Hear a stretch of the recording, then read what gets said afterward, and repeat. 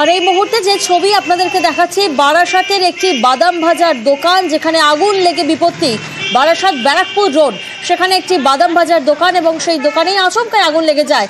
আগুন ছড়িয়ে পড়েছে আশপাশের দোকানেও, যেমনটা জানা যাচ্ছে আগুন নেভানোর চেষ্টায় দমকল পৌঁছেছে।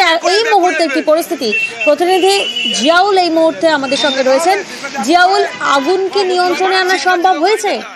দেখো, প্রায় ঘন্টাখানিকের চেষ্টা আগুন অনেকটাই নিয়ন্ত্রণে, কিন্তু এখনো ধোঁয়া লক্ষ্য করা যাচ্ছে। মূলত বারাসাত ব্যারাকপুর রোডের টালিপুর এলাকায় একটি বাদাম ভাজার দোকানে সেখানে হঠাৎই আগুন লাগে এবং সেই আগুন এতটাই তীব্রতা ছিল, অর্থাৎ পরপর কয়েকটি দোকানে, সেই রাস্তার ধারে ঝুপড়ি দোকান, সেই দোকানে পরপর আগুন লাগে এবং এলাকার মানুষের চেষ্টায়, প্রায় 40 মিনিটের চেষ্টায় অনেকটা আগুন নিয়ন্ত্রণে আসার পরেও কিন্তু দমকলে একটি ইঞ্জিন আসে। প্রায় ঘন্টাখানিকের চেষ্টা আগুন অনেকটা নিয়ন্ত্রণে, কিন্তু কিভাবে আগুন লেগেছে এখনো প্রশ্ন হয়। প্রাথমিকভাবে মনে করা হচ্ছে শর্ট সার্কিট থেকেই আগুন লাগতে পারে, কিন্তু আগুনের তীব্রতা এতটাই ছিল 4 থেকে 5টি দোকানে কিন্তু পুরোপুরি ভস্মীভূত হয়ে যায় আগুন। এই দমকলের চেষ্টা কিন্তু আগুন অনেকটাই নিয়ন্ত্রণে। বেশ,